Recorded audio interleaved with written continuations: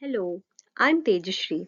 I'm a PhD student in the ECA department advised by Professor Rajesh Sundaresan.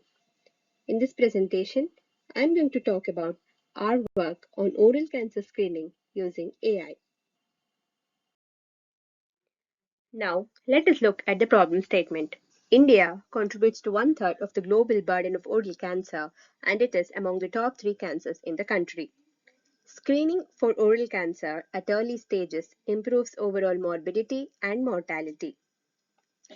Yet, over 70% of the cases are diagnosed at an advanced stage.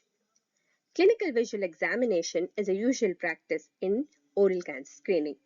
However, due to the shortage in availability of trained clinicians, screening large populations becomes difficult.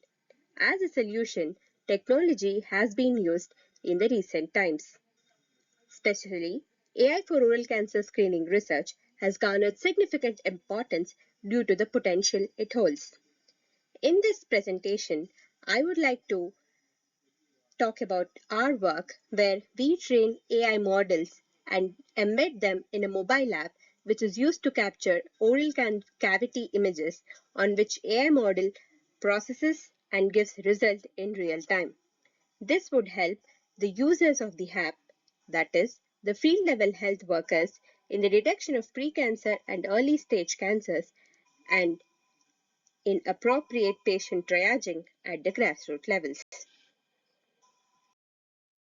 We train AI models for the binary classification of oral cavity images into suspicious or non-suspicious categories. Each image has been provided with a provisional diagnosis label by an oral specialist. Precancerous and cancerous lesions are categorized under the suspicious category, whereas the others are under the non-suspicious categories as shown in the table. Now, let us look at some examples.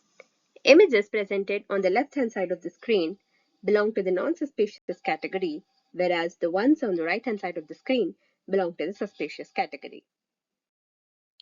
In our previous experiments conducted on the architecture of the model, data augmentation, handling class imbalance, loss functions, and training strategies, we learned that the mobile VIT V2 model architecture trained on data with augmentation such as random horizontal vertical flips and random rotations with the loss function of weighted cross entropy gave the best performance in terms of sensitivity and specificity.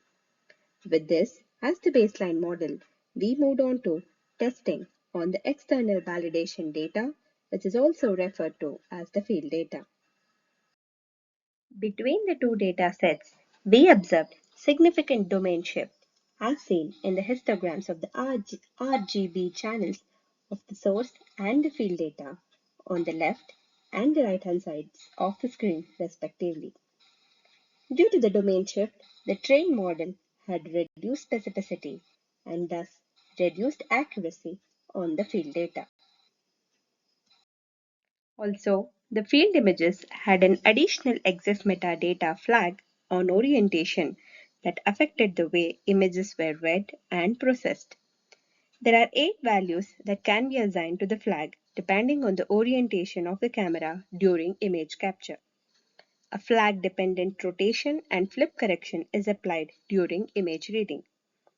As an example, we can observe that the image is read by ignoring and considering the EXIF orientation flag on the top and the bottom of the left-hand side of the screen, respectively, appear differently, thus affecting the model performance. In order to combat this, we included class-based EXIF augmentations during model training, which helped in improving specificity, sensitivity, and overall accuracy on the field data. To handle the domain shift between the source and the field data, we tried several methods. One among them was to match the field data histogram to that of the source data. From the table on the left-hand side of the screen, we can see that this method led to reduced specificity and accuracy due to color saturation as seen in the example.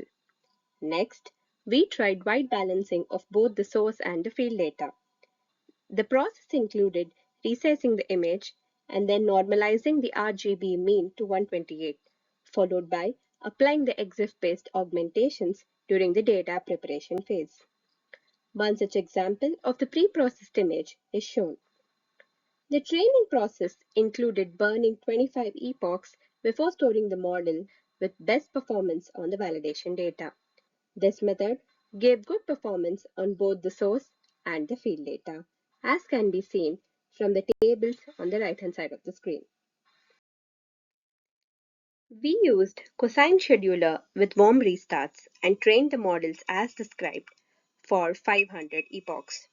The average performance of 10 models on source test data is as shown.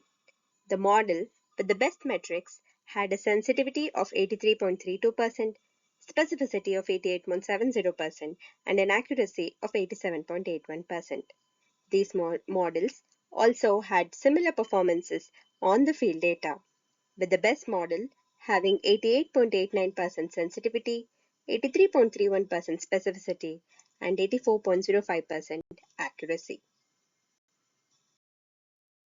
As mentioned in the beginning, our goal was to integrate the trained AI model into a mobile application. The mobile VITV2 model has about 4.38 million parameters, and the fully trained model occupies a size of about 17 MB, providing scope for integration into any mobile app. However, there were certain functionalities that were not available on the mobile platform.